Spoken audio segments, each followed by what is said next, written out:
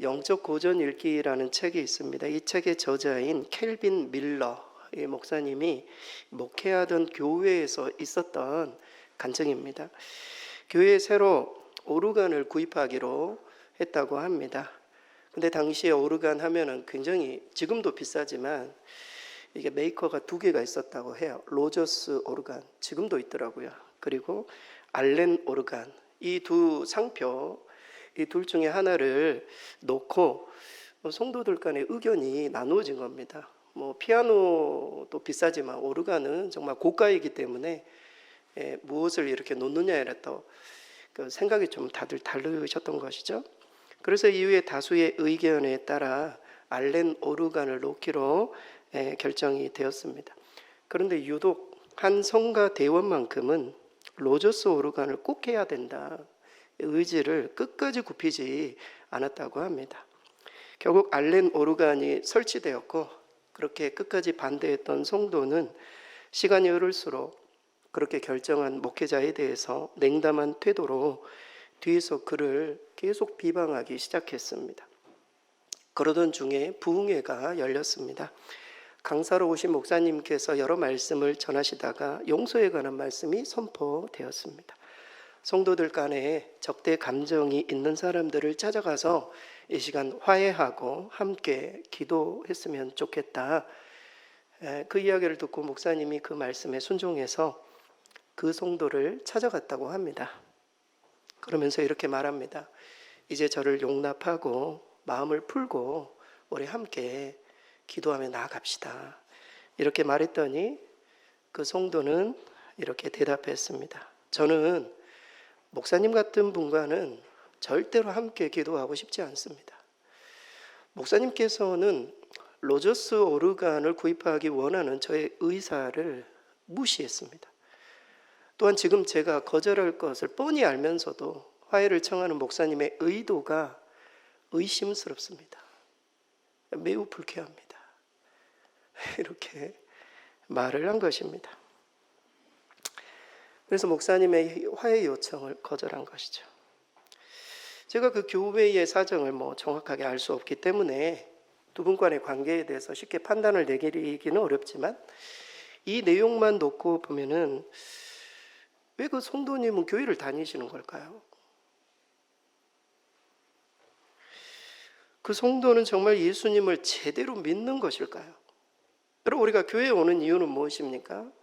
예수 그리스도로 인해 죄사함을 받고 그 놀라운 은혜로 내 힘으로는 힘들지만 주님이 나를 그렇게 용서하셨기 때문에 상대방도 용서를 해야 되겠다. 오늘 우리가 참회의 기도도 드리고 용서의 기도도 드리고 그런 것 아니겠습니까? 그래서 목사님이 굉장히 그것 때문에 상처를 받았다라는 이야기입니다. 여러분, 오늘 본문의 주기도문은 이렇게 진행이 됩니다. 우리가 우리에게 죄 지은 자를 사하여 준 것 같이 우리 죄를 사하여 주시옵고. 이 기도는 마치 내가 나에게 죄 지은 자를 용서하지 않으면 우리 주님께서도 나의 죄를 용서치 않을 것이라는 그런 뉘앙스가 이 기도에 담겨 있습니다. 하지만 이 기도는 제자들에게 주신 기도예요. 이미 예수님의 은혜로 죄 용서함을 받은 성도들에게 가르쳐 주신 기도예요. 그래서 우리는 그렇게 조건절로 이 부분을 해석해서는 안 돼요. 이 기도는 이런 기도입니다. 하나님께서 받은 용서가 얼마나 큰 것인지 아는 자는 당연히 우리에게 죄 지은 자를 용서해야 된다.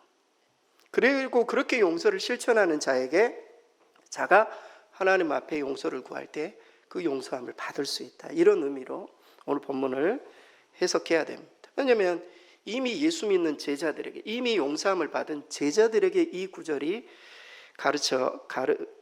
가르쳐 주셨기 때문입니다. 여러분, 우리가 교회에 다니는 여러 목적들이 있어요. 성도들마다 다들 다르겠지만 교회에 다니는 아주 중요한 목적 중에 하나는 죄사함 때문에 다니는 겁니다. 죄사함의 축복. 여러분, 우리가 세상 속에서도 교제할 수 있습니다. 비슷한 사람들끼리 모여서 등산도 하고 커피도 마시고 다 할 수 있어요. 하지만 교회만이 할 수 있는 게 있어요. 그게 뭡니까? 죄사함이에요.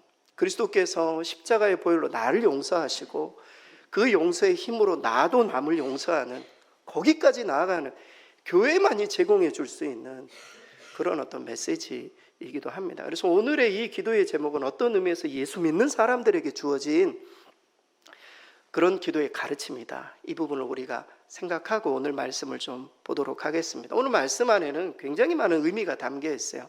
몇 가지를 좀 소개해드리고 싶어요. 첫 번째 의미는, 이 죄사함의 기도 속에 담긴 첫 번째 의미는 우리 영혼에 하루하루 죄사함, 다시 말해서 이 용서가 필요하다라는 사실입니다. 여러분, 우리가 앞서 기도 제목에 보면 육신적으로 우리에게 일용할 양식을 달라고 기도하지 않았습니까? 말 그대로 우리 육신을 위해서 일용할 양식이 필요하다면 우리의 영혼을 위해서는 일용할 용서가 필요함을 이 기도로 우리에게 가르쳐주고 있습니다. 오늘 본문의 12절 말씀, 우리 스크린 같이 한번 읽겠습니다. 우리가 우리에게 죄 지은 자를 사하여 준 것 같이 우리 죄를 사하여 주시옵고. 여러분, 이 12절은 11절과 사실은 연결되어 있어요. 우리가 한글 성경에 보면 이게 딱 구분되어 있잖아요. 헬라어 성경은 그렇지 않아요. 우리에게 일용할 양식을 주시는 것과 우리가 죄 지은 자를 사하여 준 것, 우리의 죄를 사해달라는, 마치 처음의 요청이 육신을 위한 요청이라면 그 다음의 요청들은 영혼을 위한 요청이에요. 영혼을 위한 요청이 세 가지가 등장합니다. 그 중에 첫 번째가 용서예요. 죄를 사해달라는 그런 기도 제목입니다. 그러니까 우리 육신을 위해 일용할 양식이 필요하듯 우리의 영혼을 위해서 일용할 용서가 필요해요. 여러분, 하루하루 하나님 앞에 죄사함을 고백해야 된다는 겁니다. 여러분, 오늘 본문에 등장하는 이 죄라는 단어는요, 오페이레마타라는 단어예요. 이 단어는 우리가 기본적으로 생각하는 원죄 있잖아요. 하마르티아, 관역에서 벗어나는, 인간과 하나님과의 관계를 끊어버리는 그 죄라는 단어가 아니에요. 이 단어는 우리가 원죄를 씻음받고 난 이후에도 계속 우리에게 나타나는 도덕적인 죄를 의미해요. 이 빚이라는 단어거든요. 채무라는 단어예요. 여러분, 채무는 우리가 변제하지 않으면 이 채무가 계속 늘어나잖아요. 이 채무를 하루하루 용서함을 받아야 된다. 이 죄를 하루하루 씻음을 받아야 돼. 이런 의미로 오늘 본문의 내용이 쓰여져 있습니다. 그러니까 하나님과 인간의 사이를 가로막고 있는 죄는 큰 대문자 신이에요. 신, 하마르티아라는 단어예요. 오늘 본문의 내용, 하나님의 자녀로서 날마다 짓게 되는 범죄들을 의미해요. 자범죄라고 하죠. 그리고 우리가 죄 씻음을 받았지만 우리는 계속 죄를 짓게 되어 있어요. 왜냐하면 이 세상은 아직까지 죄가 관영하고 있기 때문입니다. 우리가 공사장에 가게 되면 우리가 원치 않게도 먼지를 둘러쓰게 되어 있어요. 이 세상이 죄악의 먼지 가운데 우리 모두가 세상에 살아가면 어쩔 수 없는 죄악에 노출될 수밖에 없는, 우리의 성향 자체도 그렇지만, 그래서 그 죄악들을 하나님 앞에 고백하고 사함을 받아야 된다. 오늘 본문은 그 내용이 되겠습니다. 그래서 믿지 않는 자들을 위한 회개가 있는 것처럼 믿는 자들을 위한 회개가 있는 것이죠. 우리의 손과 발을 씻는 그런 것과 일치합니다. 이것을 분명하게 보여주는 장면이 예수님이 제자들의 발을 씻는 장면에 등장을 합니다. 예수님께서요, 제자들의 발을 씻으면서 베드로 앞에 섰어요. 베드로의 발을 씻으려고 하자 베드로가 이렇게 말합니다. 주여, 주께서 내 발을 씻으시나이까? 이렇게 말합니다. 그러자 주님께서 아주 중요한 말씀을 하세요. 내가 너를 씻기지 아니하면 내가 너와 상관이 없다. 예수님이 오신 이유는 우리를 씻기기 위해서 오셨다라는 거예요. 예수님이 오신 이유는 우리의 모든 죄를 도말하시고 씻으시고 덮으시고 또 우리의 모든 잘못한 그런 죄들까지도 계속 씻어주시기 위해 주님이 오신 거예요. 베드로가 내가 괜찮다고 말을 하니까 내가 너의 발을 씻는 게 이게 내 일이다, 이 부분을 이야기를 하세요. 그러자 베드로가 뭐라고 합니까? 발만 씻겨주지 마시고 제 온몸을 씻겨달라고 해요. 목욕시켜달라는 거죠. 그러자 주님이 유명한 말씀을 하십니다. 이미 목욕한 자는 발밖에 씻을 필요가 없다, 이렇게 말씀하세요. 여러분, 이 요한복음의 이 내용 굉장히 신학적인 내용입니다. 이미 목욕을 한 사람들, 우리 성도님들은 다 이미 목욕하신 분들이세요. 예수 그리스도로 말미암아 이미 목욕을 한 사람들이에요. 그런데 우리의 삶이 밖에 나가서 먼지 구렁텅이, 죄악의 먼지 구렁텅이에 발이 너무 더러워져. 여러분 당시에 이스라엘 백성들은 샌들을 신고 다녔잖아요. 무슨 비포장 도로에서 다 들어오면 무조건 발을 씻어야 됐어요. 그래서 하루하루 발을 씻는 이 부분, 우리가 짓는 죄악들에 대해서 예수님이 목욕을 한 사람은 발은 씻어야 된다, 이 부분을 말해주고 있습니다. 그래서 조금 정리를 하자면 목욕이란 죄 씻음을 통해 거듭나게 된 것, 이것이 목욕이에요. 예수님이 말씀하신 발을 씻는 것은 무엇입니까? 우리가 세상 속에서 짓는 죄악들, 발 씻는다, 주님이 그렇게 상징적으로 말씀하셨습니다. 그래서 성경에도 회개가 두 종류가 등장을 해요. 회개하여 죄사함을 받으라, 이것은 우리의 원죄를 의미해요. 목욕하는 것을 의미하는 것이에요. 그러나 오늘 본문에 등장하는 내가 나에게 죄 지은 자를 사하여 준 것 같이 우리의 죄도 사하여 주옵소서, 이것은 발을 씻는 것을 의미하는 그런 표현입니다. 우리가 매일매일 하나님 앞에 씻음 받아야 되는 그런 어떤 제목이 오늘 본문의 죄라는 단어. 파스칼은 이런 이야기를 했어요. 이 땅에 살고 있는 인간을 두 종류로 나눌 수 있다. 하나는 죄를 범하고도 죄를 범하지 않았다고 하는 사람과, 하나는 죄를 범한 후에 자기의 죄를 인정하고 회개하는 사람이다. 여러분 두 종류 어떤 사람인지 모르겠어요. 전자에 대해서 희망이 없는 사람이다, 후자에 대해서 희망이 있는 사람이다, 이렇게 이야기를 했어요.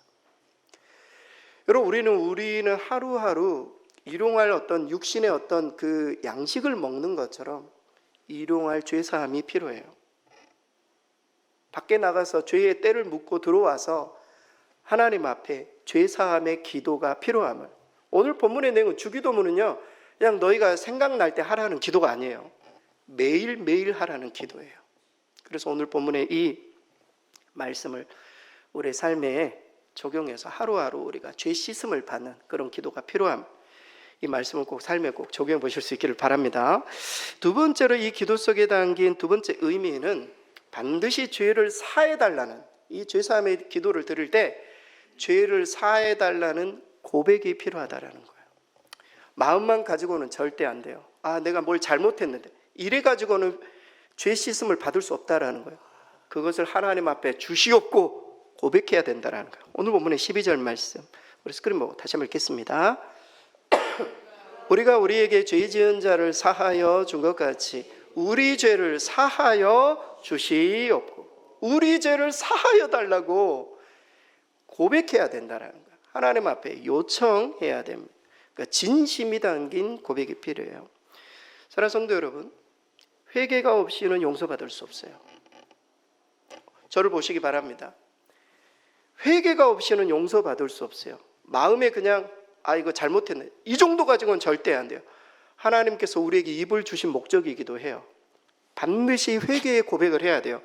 우리 입술의 고백이 너무나도 중요합니다. 그래서 어거스틴은 이런 말까지 했어요. 용서의 하나님도 회개하지 않는 죄인을 용서하지 못하신다. 회개를 안 하는데, 용서하고 싶어도 회개를 안 하는데 어떻게 용서를 할 수 있습니까? 여러분 우리 부모님들이 아이들을 훈육하다 보면은 아이가 가끔 정말 딱 보기에 명백한 잘못을 했음에도 불구하고 자신의 잘못을 인정하지 않고 끝까지 버틸 때가 있어요.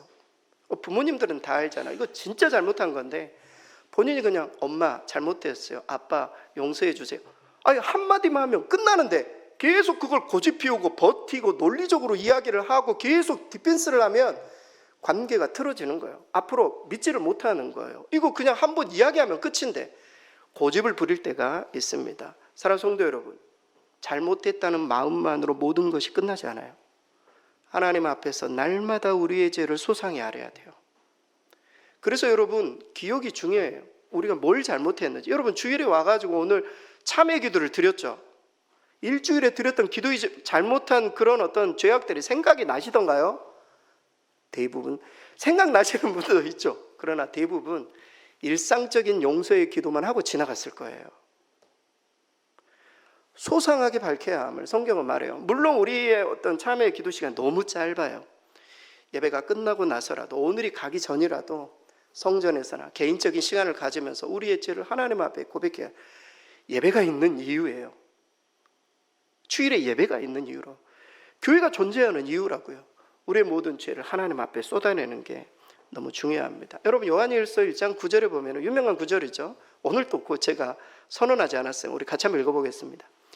만일 우리가 우리 죄를 자백하면 그는 미쁘시고 의로우사 우리 죄를 사하시며 우리를 모든 불의에서 깨끗하게 하실 것이라.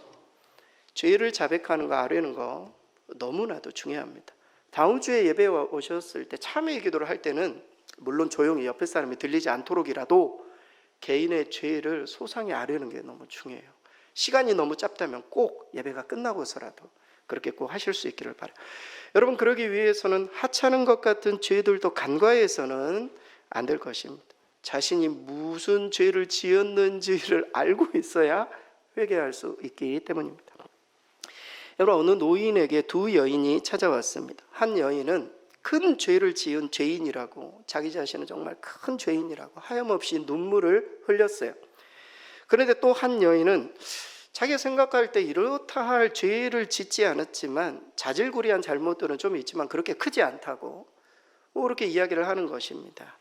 그래서 노인은 큰 죄를 지었다는 여인에게 이런 제안을 했습니다. 당신이 들 수 있는 가장 큰 돌덩어리를 가져오시오.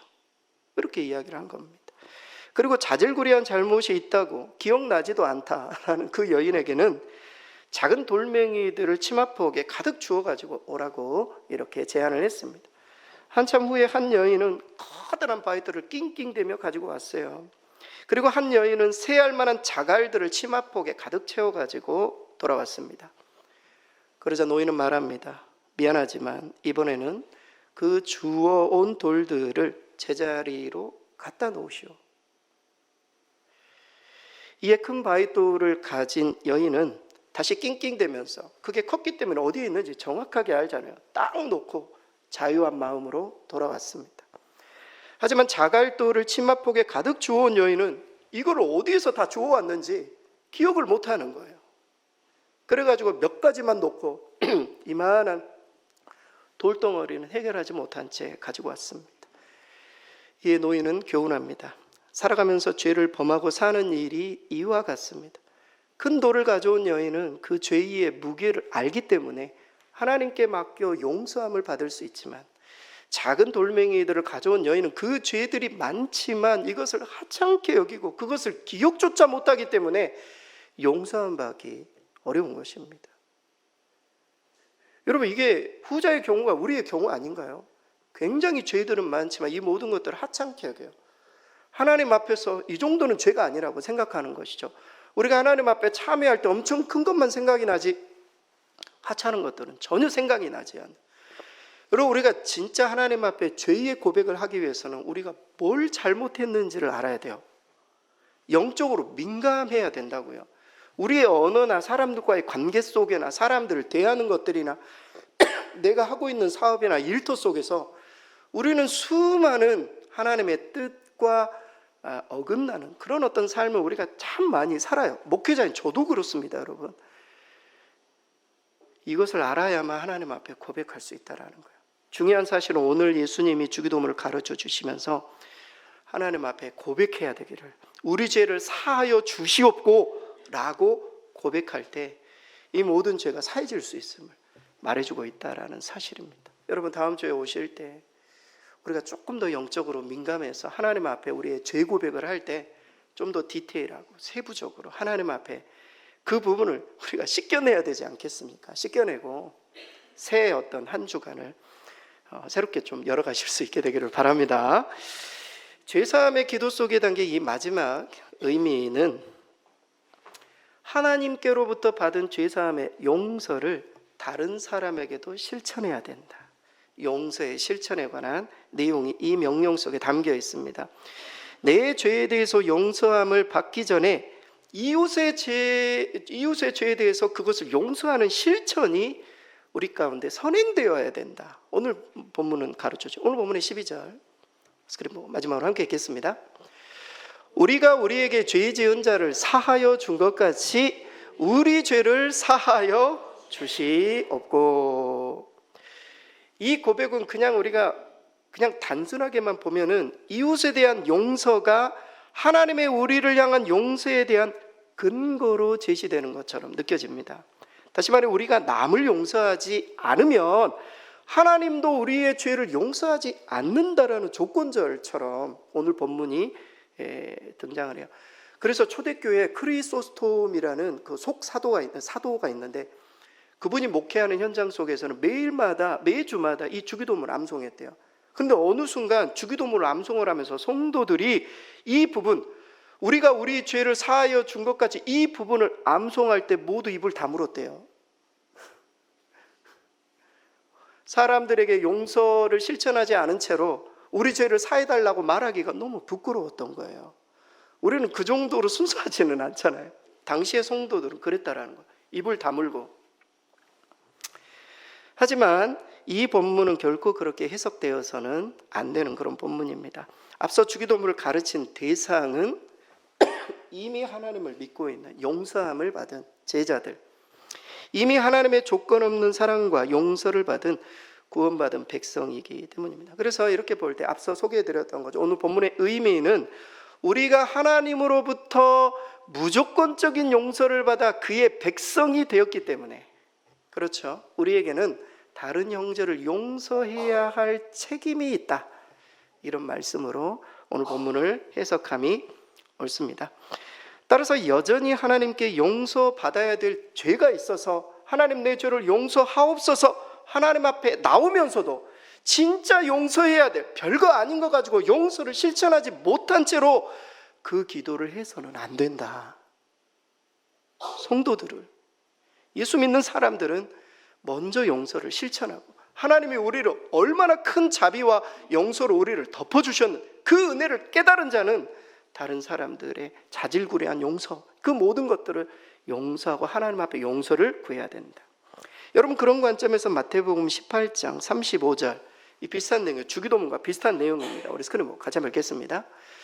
너희가 각각 마음으로부터 형제를 용서하지 아니함 나의 하늘 아버지께서도 너희에게 이와 같이 하시리라. 하나님의 놀라운 용서를 받은 사람들을, 형제들을 마음으로부터 용서해야 된다라는 거. 그렇게 해야만 하늘 아버지가 너희가 어떻게 용서받았는지를 알고 너희를 그렇게 대할 것이다. 결국 남을 용서하지 않는 것은 스스로 자기 자신이 하나님으로부터 용서받은 자가 아니라고 말하는 것과 같아요. 우리가 우리에게 죄 지은 자를 용서하지 않으면 우리 죄를 사해달라는 그 기도는 의미가 없음을 우리 주님은 도전해주고 계세요. 앤드루 머레이라는 영성학자가 이런 말을 했습니다. 우리가 다른 사람을 용서하는 것은 우리를 용서하시는 하나님의 사랑이 우리 안에 있음을 입증한다. 이것이 믿음 있는 기도의 필요 조건이다. 여러분, 이번 한 주간 동안 혹시 용서를 실천해 보셨나요? 나의 마음을 상하게 하고 관계가 불편해지고 내가 저 사람 절대 내가 상종 안 해 이렇게 했는데 어느 순간 하나님이 은혜를 주셔가지고 내가 그래서는 안 되겠구나, 하나님 나를 어떻게 용서해 주셨는데 여기까지 나를 용납해 주셨는데 내가 그러면 안 되겠구나, 내가 먼저 손을 내밀어야지. 이것을 실천할 때 그 사람 안에 하나님의 사랑이 있음을 입증한다. 성경은 말해주고 있어요. 여러분, 성경에 나오는 최고의 말씀이 뭐라고 생각하십니까? 성경에 많은 말씀들이 있죠. 최고의 말씀, 그 말씀은 이것입니다. 너의 죄가 사해졌느니라. 다른 말씀들이 아니에요. 밖에 나가서는 많은 어떤 좋은 말들도 들으세요. 그러나 오직 예수님만 하실 수 있는 말씀이에요. 너의 죄가 사해졌느니라. 우리의 부채가 탕감이 되고 죄로부터 해방된 메시지, 이것이 최고의 말씀이에요. 그래서 예수님이 오셔서 회개하라, 천국이 가까이 왔다. 예수를 믿는 사람, 내 죄사함을 받았느니라. 예수님의 그 선언이 모든 사람들에게 자유를 주고 그 자유의 복음이 조선 땅에, 이 대한민국에, 바로 저와 여러분에게 여기까지 복음이 증거된 거예요.